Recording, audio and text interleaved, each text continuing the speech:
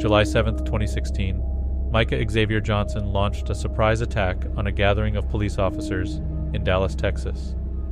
Tragically, his actions resulted in the death of 5 officers and left 9 others injured, with 2 civilians also sustaining wounds. Johnson, an Army Reserve Afghan war veteran, carried out this act driven by his anger towards police shootings of black men. The incident took place following a protest against the recent police killings of Alton Sterling in Baton Rouge, Louisiana, and Philando Castile in Falcon Heights, Minnesota, which had occurred just days prior.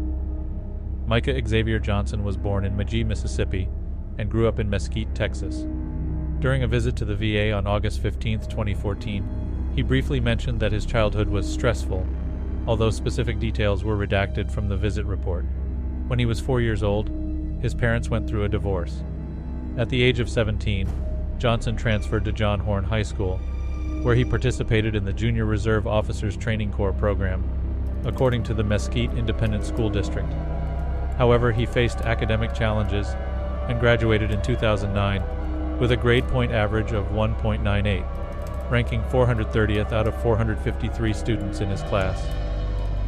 Immediately following his high school graduation, Johnson enlisted in the U.S. Army Reserve and served as a carpentry and masonry specialist from March 2009 to April 2015. He successfully completed basic training, which included training on the handling of M16 rifles or M4 carbines, standard firearms for military personnel. However, according to his high school friend and fellow soldier Justin Garner, Johnson lacked proficiency in certain technical skills, such as marksmanship. In September 2013, Johnson was activated as a private first class to support the war in Afghanistan. He was deployed with the 420th Engineer Brigade from November 2013 to July 2014. During his time in the Army, Johnson was known to be openly religious and often interacted with white soldiers. One of his squad leaders, who trained him in tactical maneuvers and protection, described him as klutzy, occasionally goofy, and a generally nice guy, but also quiet and lacking motivation.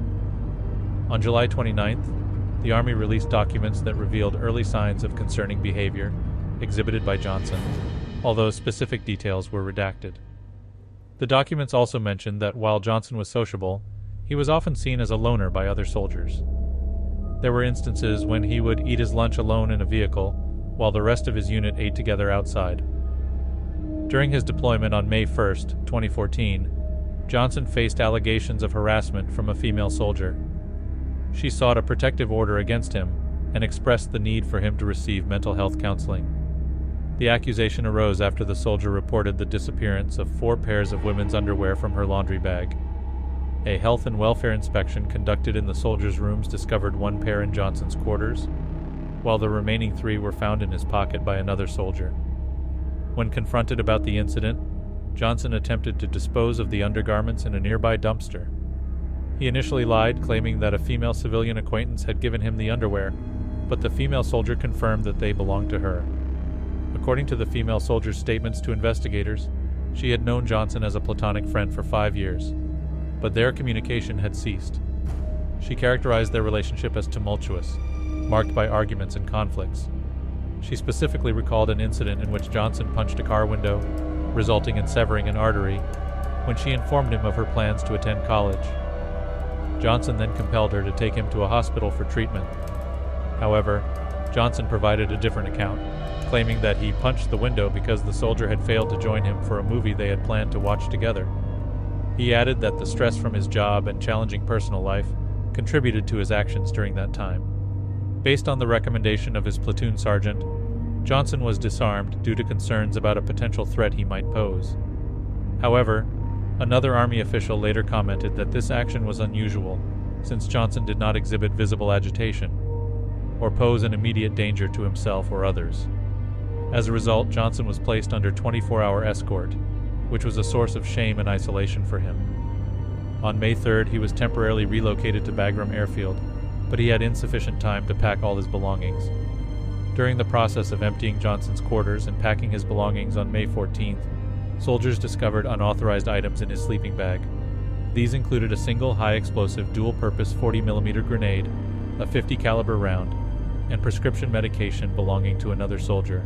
Subsequently, the Army decided to send Johnson back to the United States. His military lawyer, who represented him at the time, argued that the Army's move to give Johnson an other-than-honorable discharge was highly unusual. Typically, written reprimands are issued before resorting to more severe measures. Additionally, the lawyer claimed that the decision seemed to be primarily based on a single sexual harassment allegation, unaware of the contraband found in Johnson's possession shortly before his return to the U.S. Furthermore, the lawyer may not have been aware of potentially redacted information from Johnson's record. Following his attorney's advice, Johnson waived his right to a hearing in exchange for a more favorable general discharge under honorable conditions.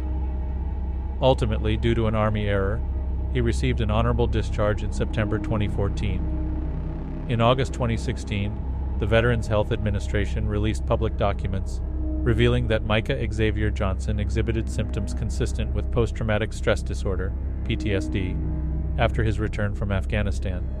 While he was not officially diagnosed with the condition, doctors determined that he did not pose a significant risk to himself or others. Johnson had sought medical treatment for anxiety, depression, and hallucinations. He disclosed to doctors that he had nightmares stemming from witnessing fellow soldiers losing their lives in explosions during his time in the military. According to Dallas Police Chief David Brown, Micah Xavier Johnson had been planning the shooting prior to the deaths of Alton Sterling and Philando Castile. However, Chief Brown stated that these incidents served as a trigger for Johnson to carry out the shooting, and that he saw the Dallas protest as an opportunity to target police officers. Johnson was deeply disturbed by the recent police shootings of black men and expressed a desire to kill white people, particularly white officers. People who knew Johnson, including a friend and former co-worker, noted his consistent distrust of the police. Another former co-worker mentioned that he appeared significantly impacted by the recent incidents of police shootings involving black men. During the investigation of Johnson's online activities, his interest in black nationalist groups was discovered. On his Facebook page, Johnson posted an angry and disjointed message against white people several days before the attack, on July 2nd. His profile photo on Facebook depicted him raising his arm in a Black Power salute, accompanied by images of a Black Power symbol and a flag associated with the Pan-Africanism movement. On the night of July 7th, the Dallas protest was one among many taking place throughout the United States. Approximately 800 protesters participated in the demonstration, while approximately 100 police officers were assigned to oversee and ensure the safety of the event. At approximately 8:58 p.m., Micah Xavier Johnson parked his SUV in a sideways position on Lamar Street, specifically in front of the east entrance to Building A at the college. He left his vehicle with the hazard lights blinking. During this time, the street had been cleared in preparation for the protest that was about to take place. Positioning himself at street level, Johnson initiated gunfire towards groups of police officers and protesters gathered on Main Street.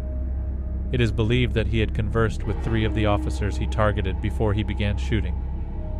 As a result of the initial gunfire, 3 officers lost their lives, while at least 3 other officers and 1 civilian sustained injuries. In response, 11 officers returned fire.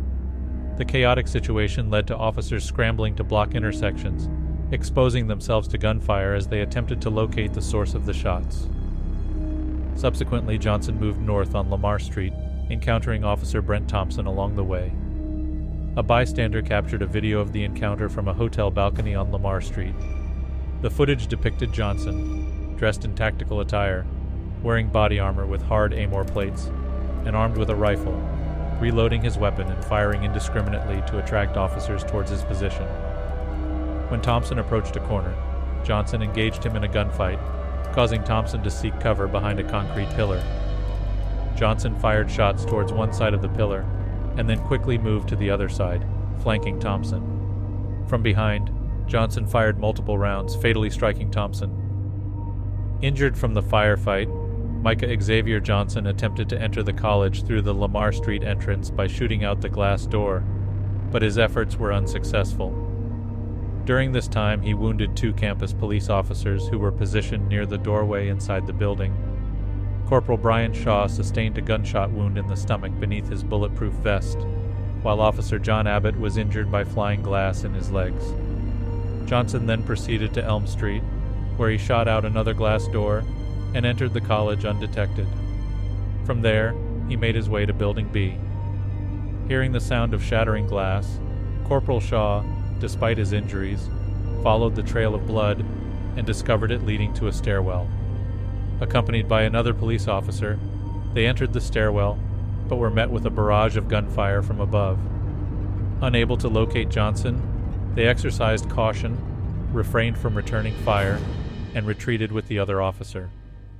Subsequently, Johnson moved along a mezzanine between the second-floor dining area and the third-floor library. However, he reached a dead end, where windows overlooked Elm Street. Johnson proceeded to shoot out multiple windows and repeatedly fired at officers positioned on Elm Street.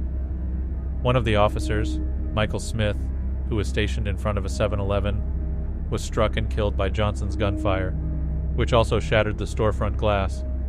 Responding officers began entering the college, securing escape routes and evacuating students and teachers, including those on a floor above Johnson, through a different stairwell. As officers approached Johnson on the second floor near the library, they found him taking cover behind a corner and intermittently firing his weapon. He had positioned himself in an area filled with offices and the school's computer servers, with only 2 accessible doors and a 30-foot-long hallway separating him from the SWAT members. It is estimated that during the standoff, Johnson and the SWAT officers exchanged at least 200 gunshots in that specific area. Body camera footage, which was released in July 2021, following an open records request, captured the efforts of Sergeant Larry Gordon, a SWAT negotiator, and other officers as they tried to negotiate with Micah Xavier Johnson for several hours. The officers had decided to negotiate with Johnson because he was heavily armed, making it risky for them to approach him directly. However, they were also under pressure to act swiftly, as Johnson could potentially surprise them at any moment and harm an officer. The body camera footage revealed that Senior Corporal Matt Baines expressed concern about the bullets fired by Johnson easily penetrating the drywall, posing a danger to both the negotiators and any remaining students in the building. During the standoff, Johnson shouted phrases like "Black Supremacy" and "Black Liberation" as he fired upon the police officers who had cornered him in the hallway. He insisted on speaking only to black police officers and referred to himself as X multiple times. When Sergeant Gordon, the negotiator, informed Johnson that he was black, Johnson initially expressed disbelief. He also claimed to have served in the military overseas. As the negotiations deteriorated, Johnson told Sergeant Gordon that talking was over and that it was time for a revolution, urging him to turn his weapon on the officers behind him. Johnson asserted that he acted alone and was not affiliated with any particular group. Dallas Police Chief Brown described Johnson as delusional during the standoff, recounting that Johnson lied, played games, laughed at them, sang, and inquired about the number of casualties he had caused while expressing a desire to kill more. However, Sergeant Gordon contradicted this assessment in an interview, stating that the shooter appeared lucid, sane, and in control. Throughout the standoff, Johnson taunted the police by provoking them to enter the hallway and claimed to have planted bombs throughout the city. Subsequent searches conducted in downtown Dallas found no evidence of explosives. After several hours of failed negotiations, the police concluded that Johnson would not surrender and that they could no longer wait due to the potential danger he posed in the narrow hallway. The tactical team began considering various plans to end the standoff. One option they considered was using a .50 caliber rifle, which had been successful in a previous attack on the police. However, in that case, the suspect had been inside an armored vehicle, whereas Johnson was barricaded in a college with thin walls. The team also contemplated rappelling down the building or accessing Johnson through the ceiling using explosives, but both options were deemed too risky for the officers involved. Ultimately, Senior Corporal Jeremy Borchardt and others came up with the idea of employing a bomb disposal remote control vehicle armed with approximately 1 pound of C4 explosive. The plan was to position the robot against a wall facing Johnson and detonate the explosives. The device exploded as intended around 2:30 a.m., instantly killing Johnson. This marked the first time that explosives attached to a robot were used in domestic law enforcement operations in the United States. Despite sustaining damage, the robot remained operational. Following the conclusion of the standoff, law enforcement investigated Micah Xavier Johnson's body and belongings. He was discovered lying next to an Ishmash Saiga 5.45mm rifle, 2 handguns, additional rifle magazines, and a bag containing various supplies. To locate Johnson within the college during the incident, police had followed a trail of blood that he had left behind as he climbed to the second floor, having sustained a wound earlier on Lamar Street. During the subsequent investigation, authorities made a significant discovery. Johnson had used his own blood to scrawl the letters RB and other messages while ascending a stairwell. The police examined these markings, but they were unable to definitively determine if they held any specific significance or meaning. 5 officers lost their lives in the incident, and 9 officers along with 2 civilians sustained injuries. The majority of the victims were shot during the protests, while at least 1 other casualty occurred during a shootout. Among the deceased were 4 officers from the Dallas Police Department, DPD, and 1 officer from the Dallas Area Rapid Transit, DART. 4 injured officers belonged to the DPD, 3 were from DART, and 2 were associated with El Centro College. Parkland Memorial Hospital provided medical treatment to 7 of the injured officers, and 2 underwent surgical procedures. Additionally, a civilian was shot in the back of the leg, resulting in a broken tibia. The officers who tragically lost their lives were identified as follows: DPD Senior CPL Lorne Aarons, age 48, who had served with the department since 2002 and had previously been part of the Los Angeles County Sheriff's Department from 1991 to 2002. DPD Officer Michael Kroll, aged 40, who had been with the department since 2003. DPD Sergeant Michael Smith, aged 55, a former Army Ranger, who had served with the department since 1989. DART Officer Brent Thompson, aged 43, a former Marine, who had been with the department since 2007. Thompson's death marked the first time a DART officer had been killed in the line of duty since the department's establishment in 1989.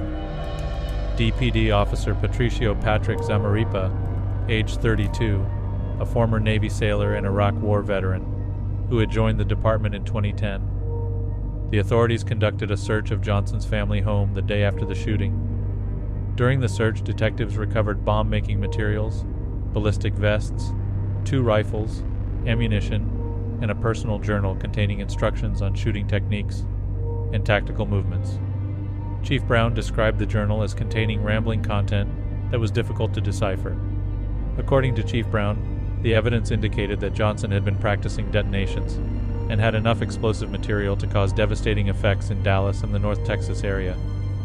However, on July 18th, 2 officials familiar with the investigation contradicted this claim, stating that only small amounts of tannerite, a binary explosive used for gun range targets, and acetone, an accelerant in explosives, were found in the home. The investigation involved taking statements from 300 witnesses and officers.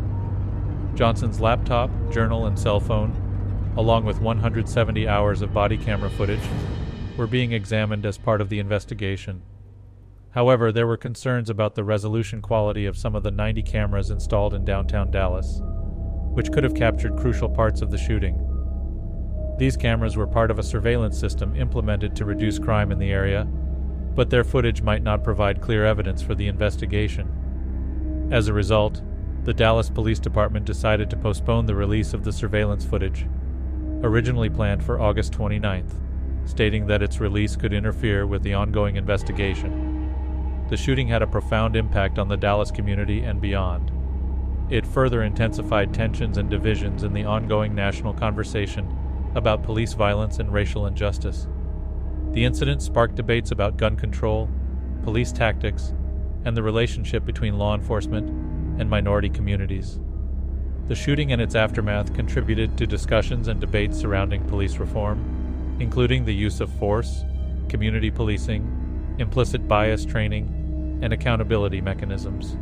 These conversations aim to address systemic issues and improve relationships between law enforcement agencies and the communities they serve.